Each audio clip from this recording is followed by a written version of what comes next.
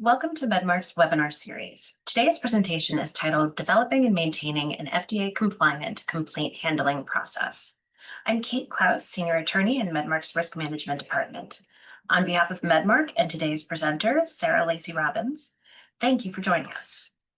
Sarah Lacey Robbins is a Senior Quality Manager at Rook Quality Systems, bringing over a decade of expertise in quality management, regulatory affairs, and project management within the medical device industry.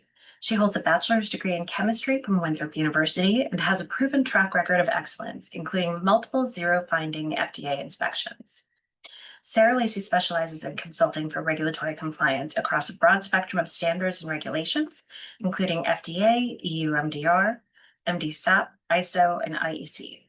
Her deep knowledge extends to managing post-market quality activities such as CAPAs, audit responses, and process improvements, making her a trusted leader in the field. And with that, I am pleased to turn things over to Sarah Lacey. Hello, everyone, and welcome to today's webinar on developing and maintaining an FDA-compliant complaint handling process. As mentioned, my name is Sarah Lacey Robbins. I'm a Senior Quality Manager at Rook Quality Systems, and I'm excited to walk you through the FDA requirements and practical approaches to complaint handling.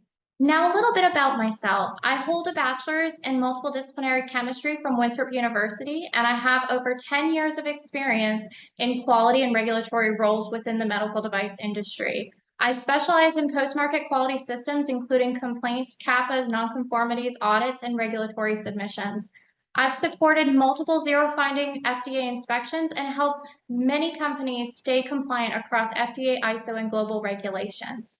Let's move into the next slide. So for Rook Quality Systems, as your partner in quality, we offer expert consulting services tailored to your specific needs, whether that's complaint handling, CAPA management, audits, document control, or MDR filings. Our mission is to help you enhance compliance while optimizing cost efficiency. Rook supports a wide range of clients from innovative startups to established Fortune 500 companies. We specialize in building and maintaining customized quality systems and regulatory strategies for all types of medical devices, including combination products and software.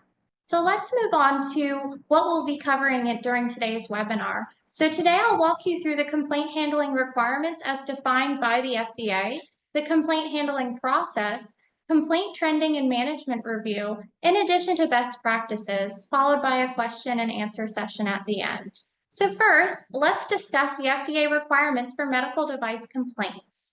So per the FDA, they define a complaint as any written, electronic, or oral communication that alleges deficiencies related to the identity, the quality, durability, reliability, safety, effectiveness, or performance of the medical device after it has been released for distribution. That means complaints are more than just formal letters. They can come from emails, phone calls, or even social media. So let's dive into some of the additional requirements that FDA states. So under 21 CFR 820.198, manufacturers are required to establish and maintain procedures for complaint handling. This includes the prompt logging of all complaints, generally interpreted within the industry as within 3 business days of receipt.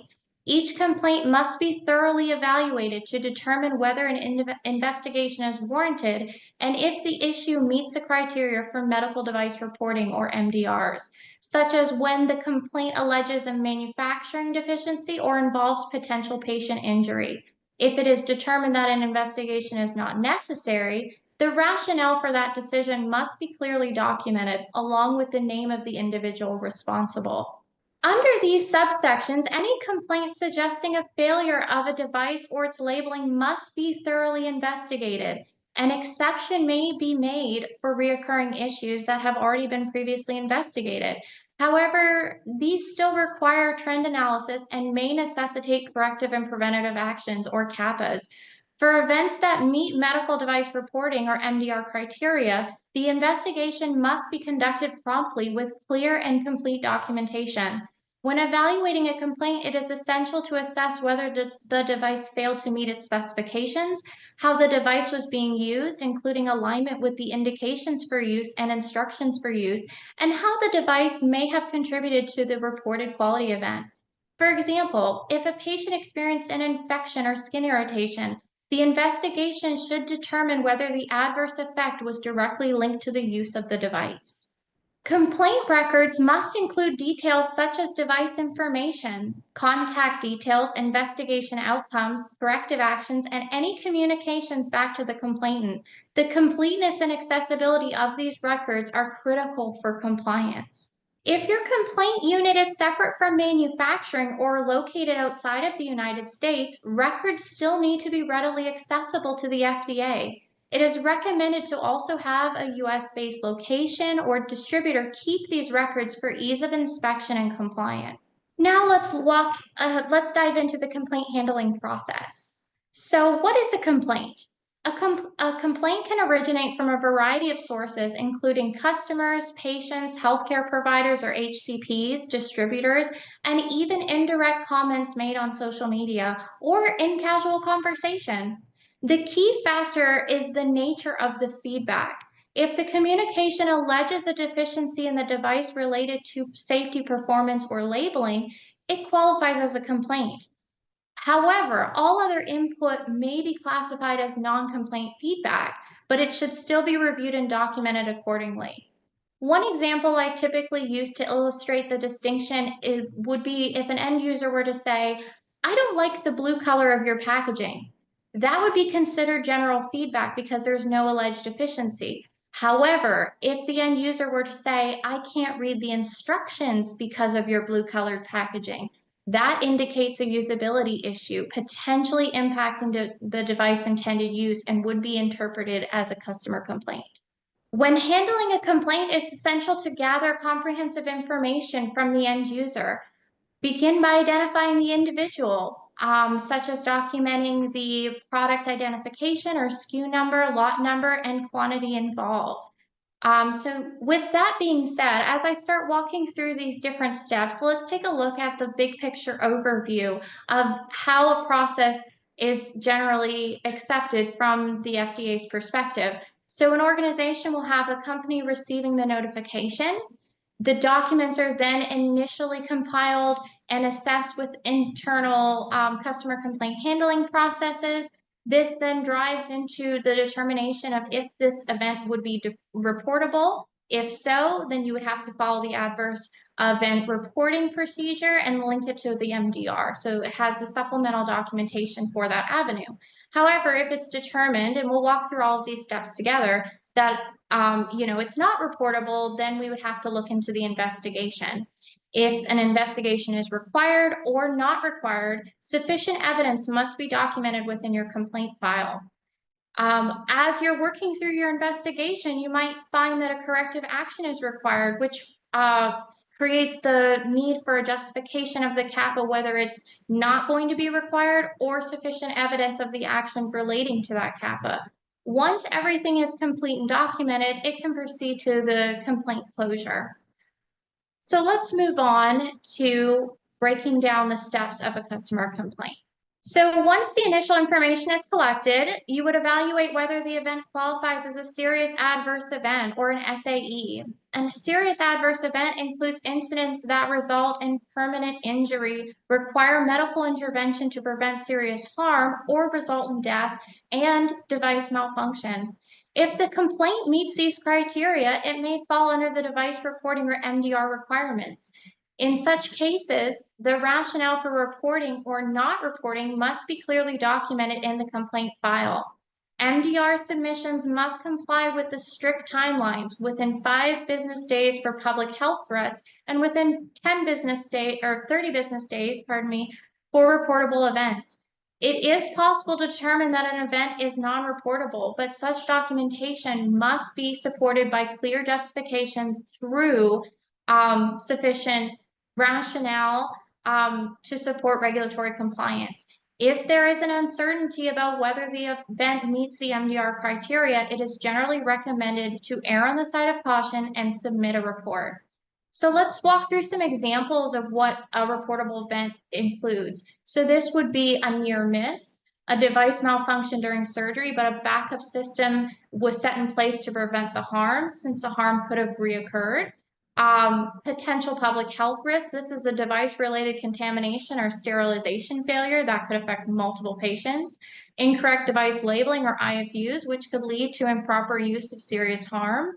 Battery failure in life-sustaining devices like pacemakers and infusion pumps. And software errors. This is usually a big question pertaining to how software is going to be integrated into customer complaints. If the software has an error which occurs in the diagnostics, it could lead to an incorrect result or delayed treatment, therefore requiring an MDR. The next critical step in complaint handling process is conducting a thorough investigation. So the primary goal of this investigation is to determine the root cause of the issue and assess any potential risk to patient or user, and evaluate whether further action, such as initiating a CAPA, is necessary. A recommended starting point is an internal review of all of your relevant documentation, including manufacturing batch records, inspection and test results, installation and servicing records, and logs of similar prior complaints. It's also essential to examine your risk management documentation, such as your failure mode and effects analysis, or as some of you might know, an FMEA, to determine whether this issue was previously identified and assessed. If the affected product is still in the field or in inventory, these units should be included in the scope of the investigation. If key information is missing, I would recommend reaching out to the complainant to request additional details. As previously mentioned, this may include clinical information, photographs of the issue, or return devices for evaluation. If not requested initially, you might not have thought to do it or have had an instance occur in your investigation where you might need a follow-up answer. As mentioned earlier, in all contact attempts, this communication must be documented in your complaint file, including the date and time of the communication method. Whether it's a phone call or email, all of this information must be included in the complaint file. If there is no response after the 3 contact attempt, it should be noted in the complaint file, and the investigation may proceed based on the available information. I would also recommend including this within your process procedure as an acceptable practice to enable the 3 contact rule.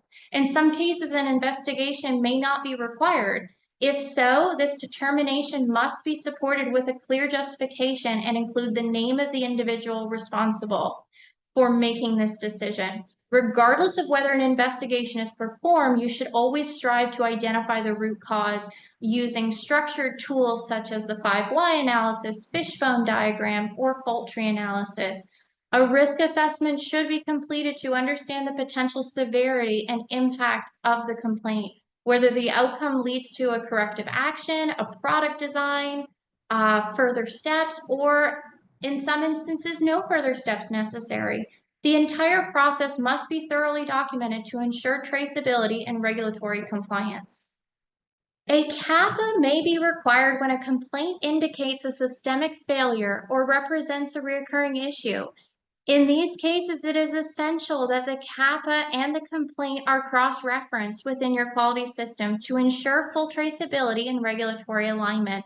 Often, the analysis of customer complaint trends can reveal underlying problems in your manufacturing process or supplier quality or even device design. Addressing these proactively can improve both customer satisfaction and device performance. For example, if you notice a rising number of customer complaints related to, say, a packaging defect, this trend may indicate a need for further investigation. Depending on your findings, it might be appropriate to evaluate supplier controls, especially if the process is outsourced, internal production process controls, or even design of the packaging itself. Trends like these often point to areas where process improvements or design modifications are necessary to prevent reoccurrence and ensure product quality. I would also recommend including this escalation within your process, such as upon the receipt of 3 or 5 similar complaints, a CAPA is required. Typical CAPA-related actions in response to a complaint may include reaching out to the customer for additional information, requesting the return of affected products for evaluation or additional evidence such as pictures or videos of the alleged deficiency to further drive your investigation and promote where is the issue actually lying in terms of the device alleged deficiency, whether that is in the event of, like, say, a software platform is freezing or say a hardware is not turning on. You can use this to drive your investigation. In addition to this, your risk assessment will be used to understand the impact of the issue. So you can drive your investigation into your evaluations and the appropriate actions. It's important to remember that all CAPAs must be documented using the evidence to demonstrate both the implementation and effectiveness of the correction or preventative measures taken. Also, while it's acceptable to close a complaint before the associated CAPA is completed, this is normally only permitted if all relevant actions and investigations have been properly documented and transferred to the CAPA record itself. This ensures that ongoing resolution efforts are fully traceable and aligned with your quality management processes. To close a complaint, ensure everything is documented: source information, investigation results, justification, MDR decision, CAPA or rationale if not needed, and the final resolution. The record must be reviewed and signed by the responsible personnel within your quality department. While the industry generally recommends closing complaints within the 30 to 45-day marker, it's advisable to define specific timeframes and priorities within your internal complaint handling procedures. If a complaint exceeds the defined closure timeframe, the delay should be adequately justified and documented through an approved extension. Additionally, consider the tracking complaint closure rates as part of your key performance indicators or KPIs and quality objectives. Prolonged resolution times or frequent extensions may indicate the need for additional resources or process improvements. Complaint trends should be reviewed frequently and formally at least once per year during the management review. Metrics should include product families, customer regions, issue type, root causes, severity level, and CAPA links. So now let's discuss some best practices. So generally you would want to create clear and adequate processes, ensuring a robust complaint handling process.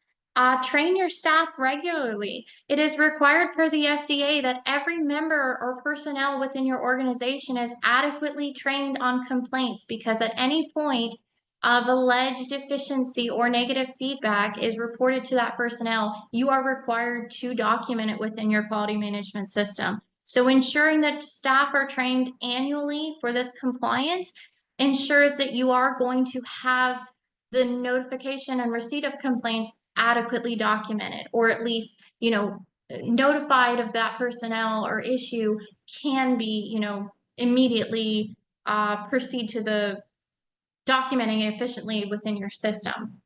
Another consideration would be to establish comprehensive complaint files, ensuring that robust complaint handling processes are established. So this is ensuring that you have your EQMS software platform or manual complaint intake form contain the adequate information necessary to document the complaint. And then also utilizing your trends to drive improvements. So taking into consideration KPIs of your complaints, whether that's complaint closure rate, as well as the types of complaints as previously mentioned. And then keeping your management involved. Your management team should be aware of what complaints you're receiving, or to what degree of complaints, as well as from type, and maybe you're seeing an influx in complaints from hitting the market. You see, we generally had 5 complaints and now we have 15 or 20 or 200. Management should be involved and should be aware. And then another thing to consider to ensure that your process is compliant is to audit your systems regularly. So performing that internal audit for quality management system compliance, but also reviewing your processes to ensure alignment with the regulatory requirements. Fantastic. Well, thank you for attending. And if you have any questions, I'd love to answer them. And if you'd like to connect afterwards, I've also included my contact information as well as the Rook Quality System website. Thank you so Thank much. you so much. We do have a couple of questions. First, I was wondering if you could talk a bit about some best practices for complaint intake along with investigation and documentation.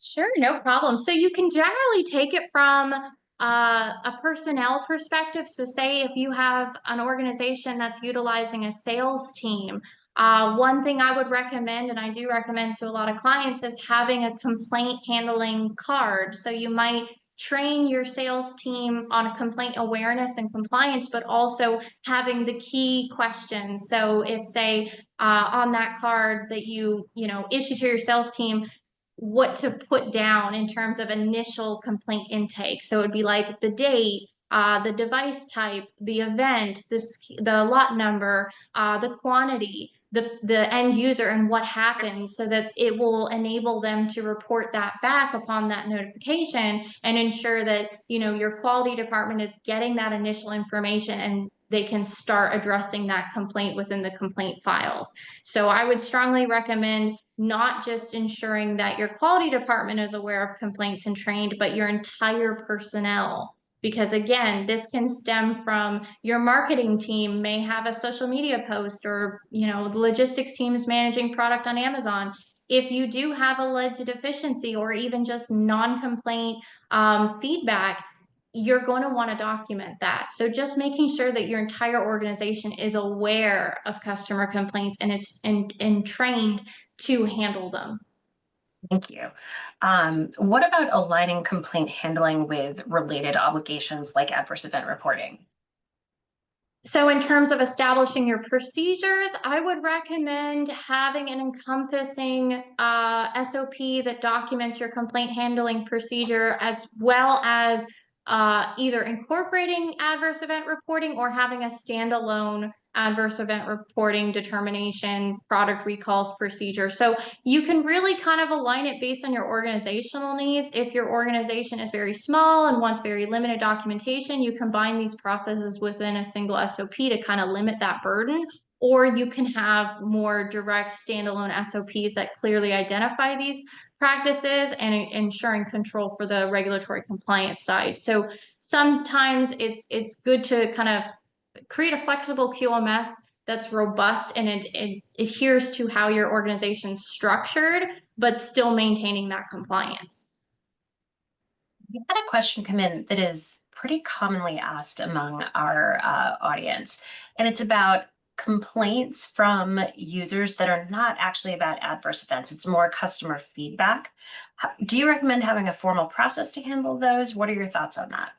Yeah, so it depends on the organization. I've seen a lot of companies integrate customer feedback into their complaint handling process. So, say if you're utilizing an EQMS that has a workspace that enables this, you can track it within that platform, but denoting upon that initial assessment that this is a non-adverse event, non-customer complaint feedback. So you can separate it within your system, or you can compile it so that it's completely documented within that complaint handling form or intake, but it's just noted that it's non-feedback, so it negates some of those requirements of investigation or corrective action. It's mostly taken under advisement. So it generally depends on how your SOPs are built out, but you would want to take into consideration how your company can how your capabilities are looking to ensure that you're adequately documenting it. But from my experience, it is not an issue to have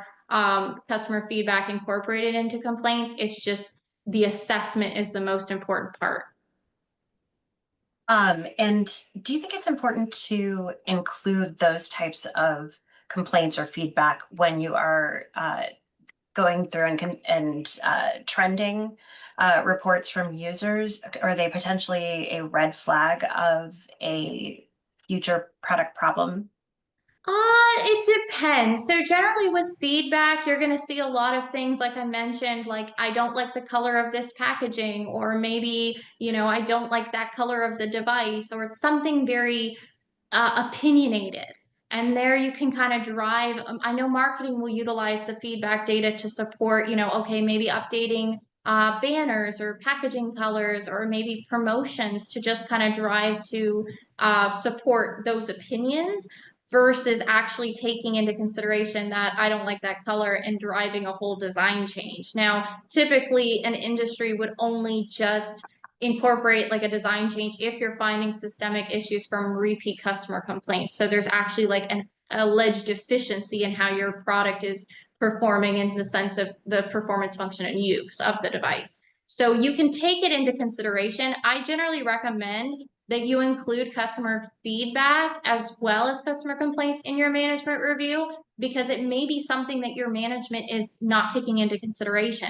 So say if your product or your company color is blue and you make your box blue and your end users don't really like that color, well, you may want to take that into consideration, updating your packaging on a marketing level, but not really on a compliance level. So again, there's no alleged deficiency because it's an opinion, but it may drive, a change later on. Whereas, that's going to be more for if you have those alleged deficiencies, those increased customer complaints, and you start investigating why is this issue occurring.